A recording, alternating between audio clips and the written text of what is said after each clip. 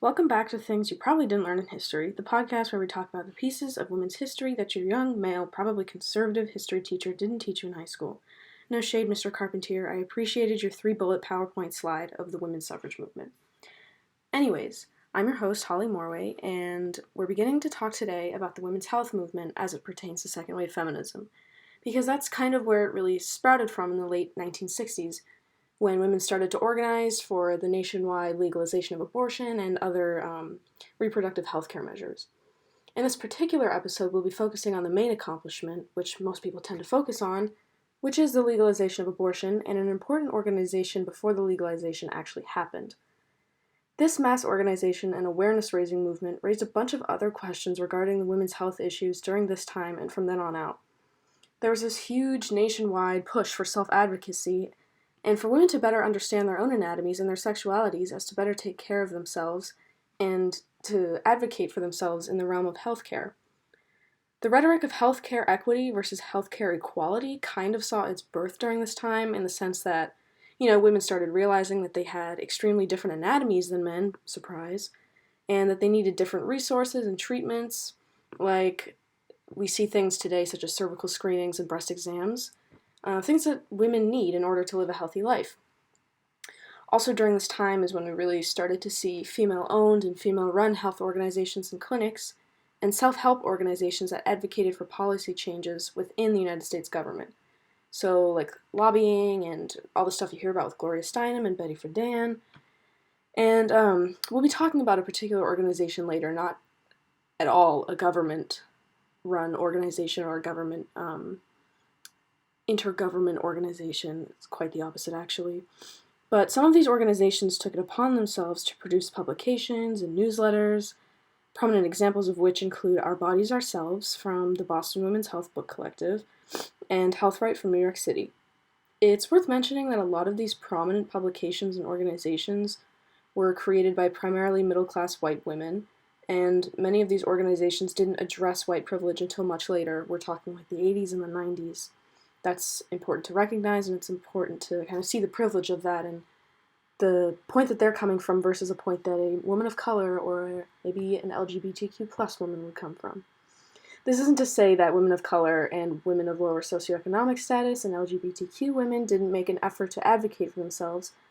Out of this movement sprung many organizations made by people of color for people of color, focusing on female health issues specific to their community.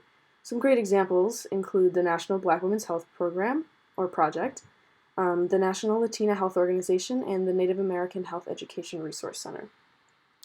Of course, a huge triumph of the broad women's health movement was the passing of Roe v. Wade and the subsequent nationwide legalization of abortion, which is what we'll kind of be focusing on today and delving into.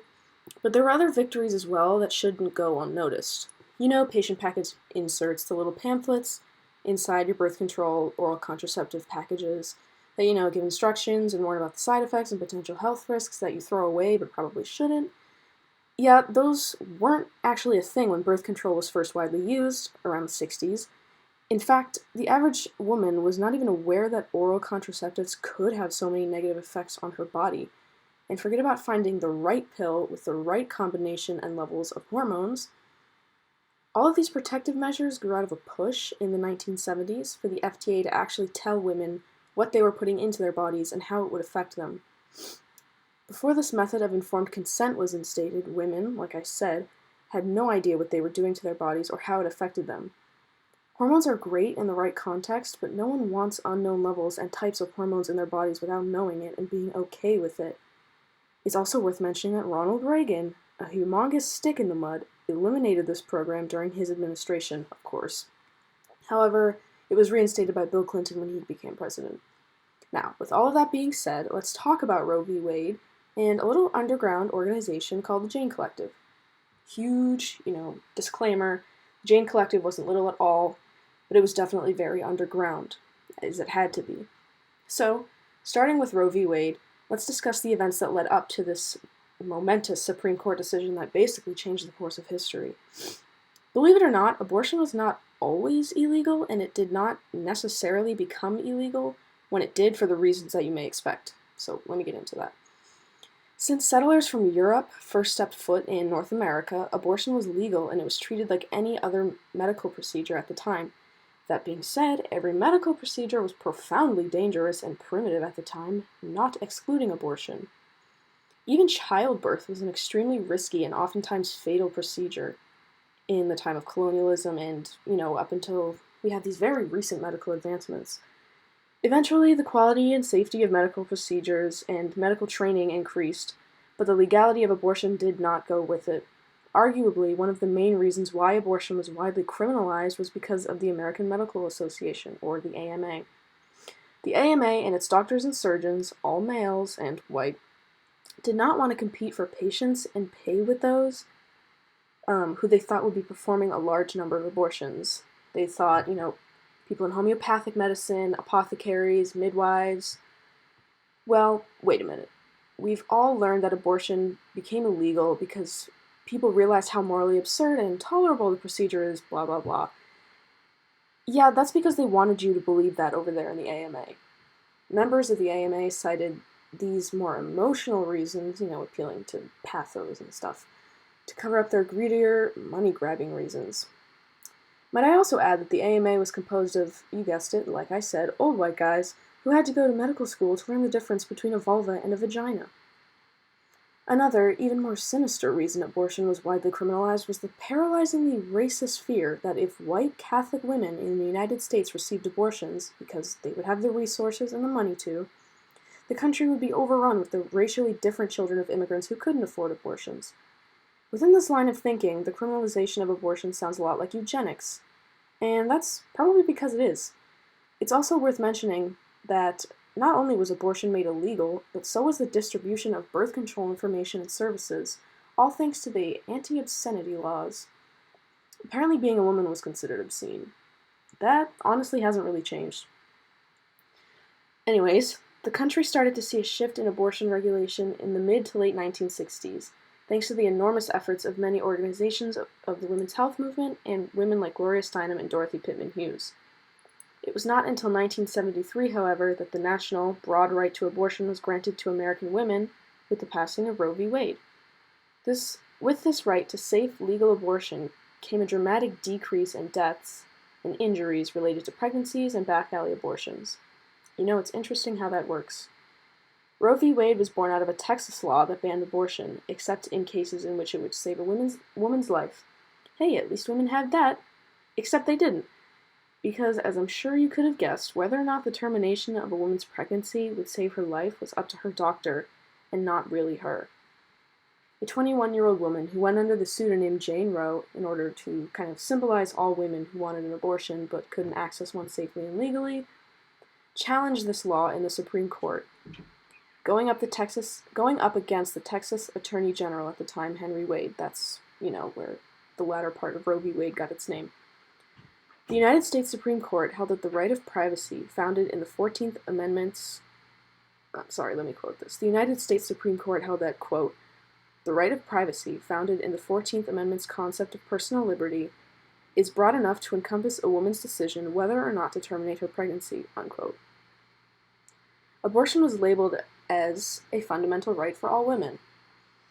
Now, let's talk about the valiant efforts of women and organizations that provided safe, secretive abortions to women that desperately sought them out pre-Roe v. Wade. This is where the Jane Collective comes in. So the Jane Collective was a Chicago-based underground illegal abortion referral service and provider, and it was active officially from 1969 up until Roe v. Wade was passed, as we know, in 1973. The formal name was the Abortion Counseling Service of Women's Liberation, but it was colloquially referred to as the Jane Collective, or even more colloquially, just Jane. The actual organization was founded by women's liberation activists in Chicago in 1969 with the goal of reducing the number of unsafe and expensive abortions that were often performed by unqualified people who only performed them for a profit. Believe it or not, the whole, abortion market, if you want to call it that, was extremely profitable for greedy people, which were mostly men. The Jane Collective ended up providing around 12,000 abortions in its active years. But before we dive into the sheer impact of this revolutionary organization, let's start with a woman named Heather Booth. In 1965, Heather Booth was a student at the University of Chicago, and her friend was in need of an abortion. She kindly helped her friend to find a doctor who would perform the abortion, and she secretly continued to do so for other students who also sought abortions. Requests became more frequent, and Booth decided to enlist the help of another woman, who remains anonymous to this day, but is sometimes just referred to as Jenny, to process these requests. Jenny knew firsthand what it was like to seek a legal abortion. Let me add a little footnote here. Legal abortions were provided in Illinois only if a woman's life was in danger. This was the case in a lot of states, as, abortion wasn't totally criminalized in a lot of states by this period of time. They began, quote-unquote, lifting their restrictions, which basically just meant women had to go through this long, emotional, arduous process of seeking a legal abortion, and it, usually didn't always work. Anyways, Jenny knew that the process to receive a legal abortion was arduous and emotionally draining, and even when a woman's life was really in danger if she carried out her pregnancy, it was kind of really up to the male doctors to decide. Jenny had cancer, and she knew that pregnancy would complicate her health greatly, and while she did eventually receive a legal abortion, she was displeased with the lack of women involved in the process, and she brought a significant amount of attention to the fact that male doctors and hospital boards were basically the ones controlling her reproductive rights and her bodily autonomy. So, in 1967, Booth, Jenny, and several other women created this secret organization simply called the Service. It provided women with abortions regardless of their age, socioeconomic status, or race, or any other social factor. The women who sought abortions through the Service were also not required to provide an explanation as to why they were seeking an abortion. Eventually, the Service was kind of molded into the Jane Collective, enlisting more female members, fulfilling more requests, and becoming a formal referral service. In the early stages of Jane, the actual abortion providers themselves all claimed to be physicians, but then the members of the organization found out that this wasn't true, and that a lot of them were untrained individuals doing this for, God knows why. So the female members began to teach themselves how to perform a safe abortion. They were trained by a male gynecologist who actually risked losing his medical license to post-operatively check on the women who were provided with abortions by the Jane Collective. Soon enough, this alternative, all-female healthcare system controlled the prices and quality of illegal underground abortions in Chicago. Illegal is kind of a heavy word, but the illegal work that this organization was doing was extremely important. For-profit illegal abortions performed by greedy, untrained individuals was largely a thing of the past by now. In 1969, we kind of see the formal emergence of Jane, now known as the Abortion Counseling Service of the Chicago Women's Liberation Union. Kind of a mouthful, which is why it's referred to still as the Jane Collective. And it spread across multiple cities and offered other health care services and information to women other than abortion. You may be wondering, how did women even find out about this and keep it secret? That's where the vast web of underground publications comes in and, just plain word of mouth. Women who called the union were told to, quote-unquote, ask for Jane if they were seeking an abortion. After the woman was in contact with someone from Jane, she would give her medical history and have an appointment set up with an abortion counselor from the collective so she could be consulted and informed about the details of the procedure. The tactics to persuade a woman to not have an abortion that we still see today were not used on women who went through the Jane Collective.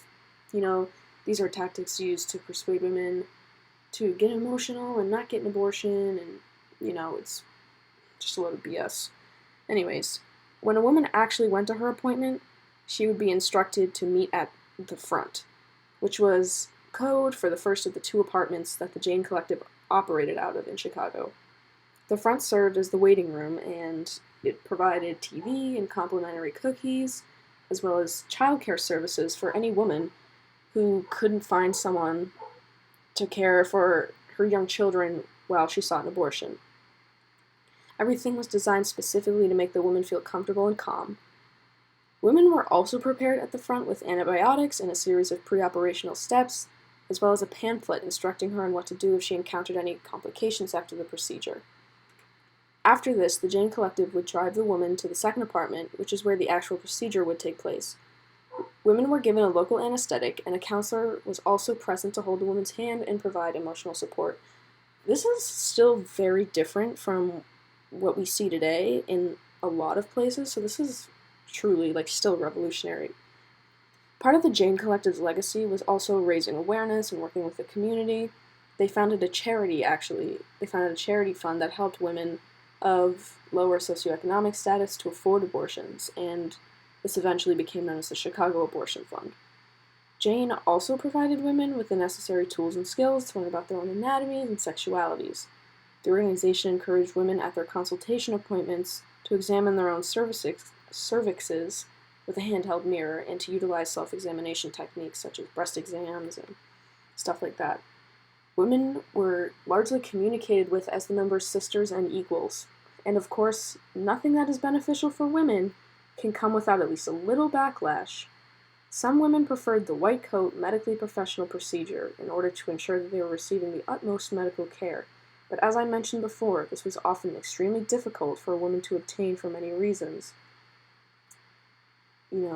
Most women of color and women of lower socioeconomic status and LGBTQ women didn't have access to this kind of extremely sterile, not literally but figuratively, process of an abortion.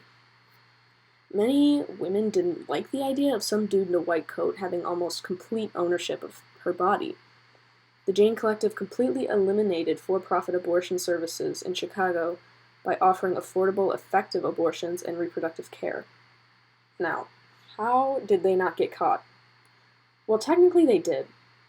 Members were very, very aware of how intensely the police were surveilling them, and they warned their patients of it ahead of time.